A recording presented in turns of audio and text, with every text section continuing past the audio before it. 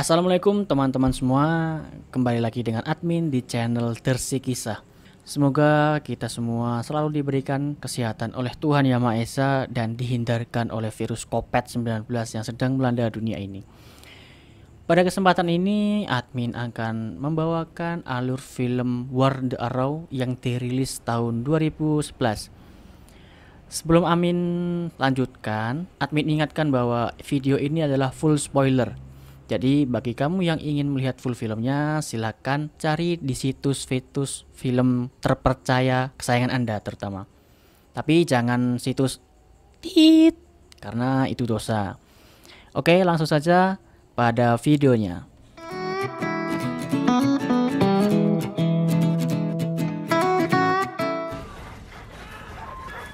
Awal film kita sudah diperlihatkan ada satu desa yang sedang diserang oleh banyak pasukan.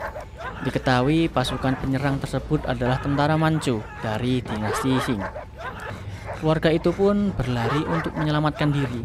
Namun naas, putri kecil yang bernama Jain sempat terjatuh dan akan menjadi mangsa dari si Ajak alias anjing galak. Namun insting dari seorang ayah yang sebut saja bernama Yuel berhasil menyelamatkan putrinya tersebut dengan memanah si Ajak tersebut.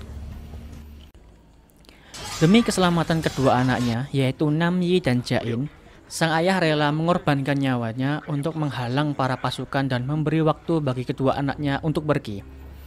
Sebelum mereka pergi, sang ayah berpesan untuk pergi ke sebuah desa atau kerajaan kecil yang dipimpin oleh sahabatnya yang bernama Kim Museon. Mereka berdua pun berhasil kabur ke bukit belakang rumah.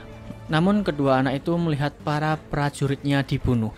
Bahkan melihat ayahnya yang dipenggal oleh pasukan kerajaan dari Manchu. Singkat cerita, setelah melewati malam yang panjang dengan berlari, akhirnya Namyi dan Jain berhasil sampai ke sebuah desa atau kerajaan kecil yang dipimpin oleh Kim Museon, yang tak lain adalah sahabat dari ayah Namyi. Namyi membawakan pesan terakhir dari ayahnya melalui perantara busur dan anak panah kepada sang raja. Mereka pun disambut oleh para keluarga kerajaan tersebut, namun dengan perasaan was-was tentunya, karena tengah menyembunyikan keturunan dari sebuah keluarga yang dianggap pengkhianat. 13 tahun kemudian, Namyi dan Jain tumbuh menjadi seorang pemuda dan pemudi yang rupawan. Selama tinggal di kerajaan itu, Namyi mengasah kemampuan memanahnya, tentu dengan busur pemberian ayahnya. Kemampuan memanahnya dapat kita lihat ketika memanah rungsa sebagai bahan santapan malam bersama rekan-rekannya. Saat sedang menikmati hasil buruan, datanglah Shugon yang merupakan anak dari Raja Kim. Shugon mengajak Namyi untuk minum-minum di salah satu tempat minum di daerah tersebut. Setelah Namyi mendapat traktiran dari Shugon, akhirnya Shugon mengatakan maksud terselubungnya, yaitu ingin menikahi Jain yang tak lain merupakan adik dari Namyi. Sontak perkataan Shugon membuat kaget Namyi. Namyi tidak merestui jika mereka menikah, karena tentu putra dari seorang raja yang telah menampung dua anak pengkhianat tidaklah pantas untuk disatukan atau dinikahkan. Karena Shugon tetap kekeh dengan pemikirannya, membuat Namyi marah dan membuat sebuah penawaran kalau Shugon berhasil membunuh Namyi, maka ia boleh menikahi Jain. Perkelahian mereka akhirnya terjadi. Singkat cerita, mereka berdua akhirnya dihukum cambuk oleh sang raja karena perkelahian mereka. Setelah diberi nasihat dan sedikit keplaan di kepala Namyi, sang raja tersebut merestui pernikahan antara Jain dan Shugon. Hari pernikahan pun tiba. Satu desa riang gembira atas pernikahan Jain dan Shugon. Ritual-ritual pernikahan dilaksanakan. Namun setelah ijab kabul dilakukan, desa tersebut diserang oleh pasukan Manchu. Mengetahui hal tersebut, pasukan kerajaan dan Namyi akhirnya bersiap untuk berperang. Peperangan antara kedua pasukan terjadi. Pasukan Manchu pun membakar rumah dan membawa sebagian besar penduduk untuk ditangkap. Tak terkecuali pengantin baru. Wah, si Johnny belum bisa dapat jatah nih. Pada perang ini, sang raja dan istrinya harus terbunuh. Setelah peperangan usai dan dimenangkan oleh pasukan Manchu, para penduduk desa yang selamat dibawa oleh pasukan Manchu bak hewan ternak. Saat Namyi akan pergi ke desa untuk ikut berperang, sialnya ia bertemu dengan pasukan Manchu, lebih tepatnya adalah pangeran dan para pengawalnya, dan terjadilah aksi kejar-kejaran. Dengan teknik memanah yang tinggi, Namyi berhasil membunuh 2 pasukan pengawal pangeran.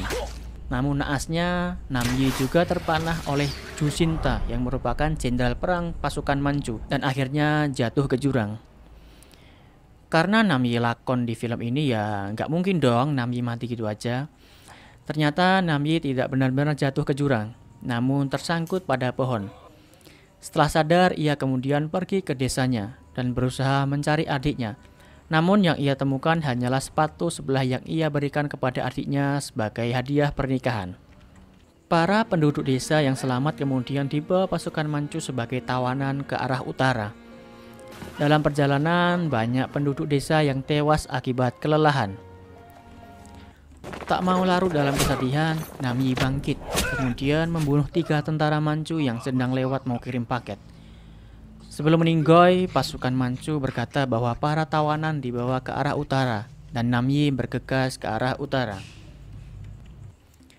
Jenderal Jusinta beserta pasukannya menemukan 3 pasukan Manchu yang dibunuh oleh Namyi. Mereka menganalisa luka dan mengambil hipotesis kalau yang membunuh mempunyai teknik panah yang tinggi. Akhirnya mereka pun mencarinya. Setelah sampai di camp, para gadis dijejerkan kemudian dipilih untuk melayani Johnny si pangeran. Sisa penduduk yang ada dihabisi dan ada pula yang dibawa ke tepian sungai Aprok. Para prajurit itu membuat semacam permainan pembunuhan bagi tawanan. Sang kapten memberikan kesempatan bagi tawanan untuk kabur. Namun ternyata itulah permainannya. Bagi siapapun tawanan yang kabur akan diburu dan dihabisi oleh pasukan Manchu. Melihat hal tersebut tentu membuat Saigon sebagai pangeran bergerak untuk menghabisi para pasukan Manchu. Saigon berhasil menghabisi 2 prajurit dan sang kapten dengan bantuan dari Namyi yang memutus tali busur panah yang akan membunuh Saigon. Kedatangan Namyi dan perlawanan Saigon membuat para tawanan lain berontak hingga akhirnya pasukan Manchu tersebut dapat dikalahkan.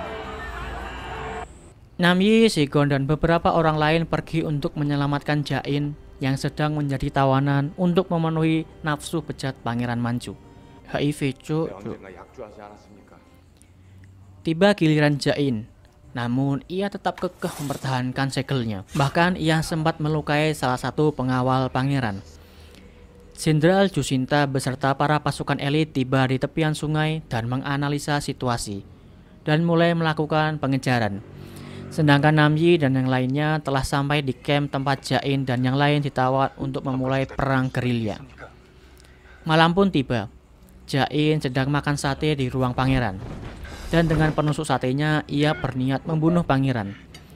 Lagi-lagi Johnny pangeran sangean. Oke, di tengah pertarungannya dengan Jain, ia sempat-sempatnya ingin anu-anu dengannya. Namyi dan yang lainnya berhasil membebaskan penduduk desa yang ditawan. Kekeosan terjadi dan peperangan terjadi di camp itu. Di tengah duel antara Jain dan pangeran, Namyi muncul dari belakang dan menawan sang pangeran.